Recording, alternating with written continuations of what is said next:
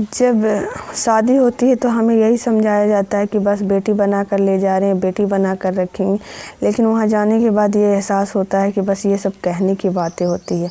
कोई भी बेटी बना कर बस ले आता है, लेकिन अगर वो आपको बहू जैसा भी रख ले तो बहुत अच्छी बात है। यकीन मानिए, अगर आपकी सास आपको बहू भी मानती है उस घर की तो बहुत बड़ी बात है। क्योंकि अक्सर तो मैंने ये देखा है कि बहू भी नहीं माना जाता, नौकरानी की तरह ट्रीट किया जाता है, नौकरानी की तरह समझा जाता है, कोई वैल्यू नहीं मिलती।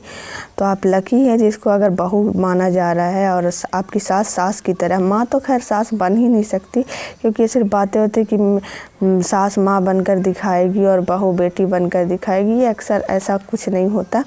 लेकिन हाँ, अगर आपकी सास है तो बहुत अच्छी बात है, क्योंकि वो तो पता नहीं क्या होता है कि जब बहू लेकर आती है उनको कौन सी इनसिक्योरिटी हो जाती है, कौन सी एक अजीब सी आपदा पड़ती है कि लेकर तो आती हैं बड़ी राजी खुशी। फिर उन्हें जब उनको ये भी लगता है कि इनका हाँ मेरा बेटा बहू ला रहे हैं, मेरा बेटा खुश रहे। और जब बेटा खुश रहने लगता है तो उनको खुशी की वजह पसंद नहीं आती कि खुशी की वजह मैं होनी चाहिए ना, ये क्यों है और इसके साथ मेरा बेटा क्यों खुश है। तो एक अजीब सी बात है जो भाई समझना तो नामुमकिन सा है।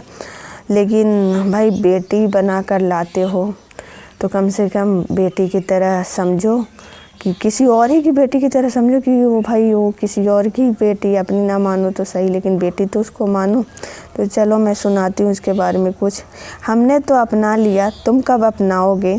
बेटी का कर लाए थे, बेटी कब बनाओगे? हमारा ही घर ये है, ये बार बार हमें याद क्यों दिलाना पड़ता है? हर एक दाने का हमें कर्ज क्यों चुकाना पड़ता है? हमारे उठने जागने का हर वक्त निर्धारित होता है, हमारे लिए हर एक नियम जारी होता है। घूंघट डालो, धीरे चलो, कम हंसो, मध्यम बोलो, कब तक हमें ये समझाओगे? बेटी कहकर लाए हो, बेटी कब बनाओगे?